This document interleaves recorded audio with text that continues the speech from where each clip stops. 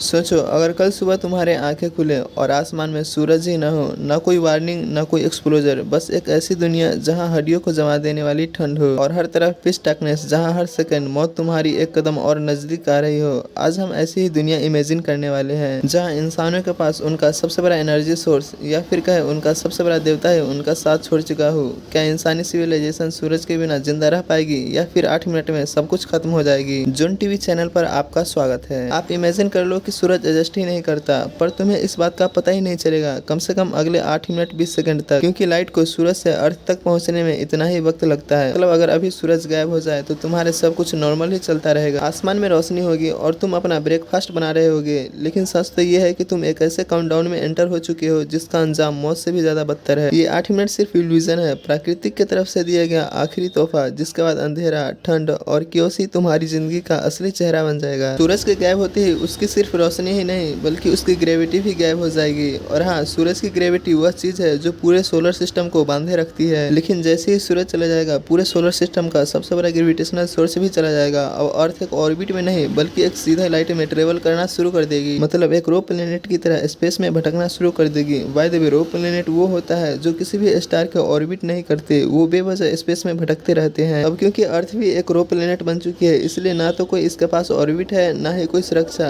पर क्या इससे हमें तुरंत कुछ महसूस होगा? शायद नहीं, पर अंदर ही अंदर हमें एक अनकंट्रोल्ड पाथ पर निकल चुके होंगे जिसका कोई डेस्टिनेशन नहीं। सूरज के गायब होने का मतलब अर्थ का हीटिंग सिस्टम का ऑफ होना। पहले 24 घंटे में टेम्परेचर 0 डिग्री सेल्सियस से नीचे चला जाता है, लेकिन इससे हमें ज्यादा कुछ फर्क नहीं पड़ेगा। पर एक हफ्ते के अंदर अंदर हमारे पूरे प्लानिट का एवरेज टेम्परेचर -70 डिग्री सेल्सियस तक पहुंच जाएगा, जिसकी वजह से प्लांट्स में फोटोसिंथेसिस बंद हो जाएगा और पेड़ पौधे मरने लगेंगे। फिर बारी आएगी जानवरों की, क्योंकि उनके पास हम इंसानों की तरह शेल्टर नहीं है, और फिर हम पेड़ पौधे के मरने की वजह से हमारी फूड चेन भी पूरी तरह से खत्म हो चुकी होगी। और रही बात ओशन की, तो इतने कम टेम्परेचर की वजह से ओशन के ऊपर आइस की एक मोटी लेयर बन जाएगी, लेकिन उस आइस लेयर के नीचे लाइफ कुछ दिनों तक सर्वाइव कर सकती है, बस ज्यादा दिनों तक नहीं। सबसे ज्यादा सेफ होंगे डीप ओशन में रहने वाले क्रिएचर्स, क्योंकि वो थर्मल वेट्स के पास रहते हैं और सनलाइट पर डिपेंड नहीं रहते। लेकिन अभी इंसानों के लिए यह ठंड एक साइलेंट अपोकलिप्स है जो हर सेकेंड ह्यूमैनिटी को फ्रीज कर रही है। सूरज हमारी एनर्जी का सबसे मेन सोर्स है। सूरज के बिना सोलर एनर्जी का कोई सवाल ही नहीं उठता। जब सूरज ही नहीं तो पावर प्लांट्स भी कुछ वक्त बाद काम नहीं करते हैं। इलेक्ट्रिक ग्रिड्स एक के बाद एक करके बंद होने लगती है। सिटी जो कभी नियॉन लाइट से चमकती थी अब वो एक ब्लैक एंड व्हाइट बन चुकी है। बैकअप जनरेटर भी सिर्फ कुछ घंटों या कुछ दिनों का सवाल है, क्योंकि जब फ्यूल खत्म तो डिजिटल दुनिया भी खत्म, इंटरनेट के साथ साथ कम्युनिकेशन भी खत्म, और सबसे बड़ा तुम्हारी होप खत्म। बिना इलेक्ट्रिसिटी और बिना इंटरनेट के दुनिया भर में क्या चल रहा है तुम्हें घर बैठे कुछ पता नहीं चलेगा। अब सिर्फ अंधेरा है और एक ऐसे खामोशी जो तुम्हारे कानों को फाड़ देगी।